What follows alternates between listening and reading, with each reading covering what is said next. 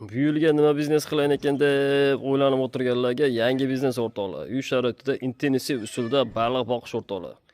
Ilonbosh balig'i suvsizlikka chidamli, juda ham go'shi mazali baliq o'rtoqlar.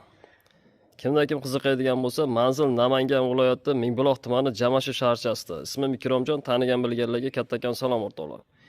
Uy sharoitida baliq boqsa bo'ladimi deb savol berganlarga albatta uy sharoitida baliq boqsa bo'ladi.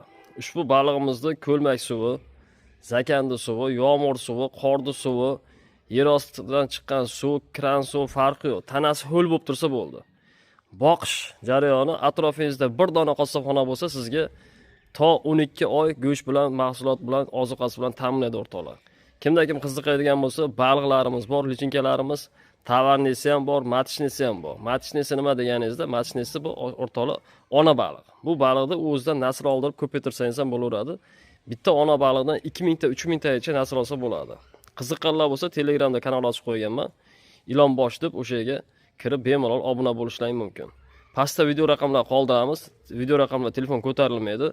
Faqatgina u sahranit qilsangiz Telegram chiqadi. O'sha kanalda topa olmasangiz, o'sha Telegram orqali kirib silkasiga kirib o'tib olishingiz mumkin o'rtoqlar. Sog' bo'linglar, salomat bo'linglar.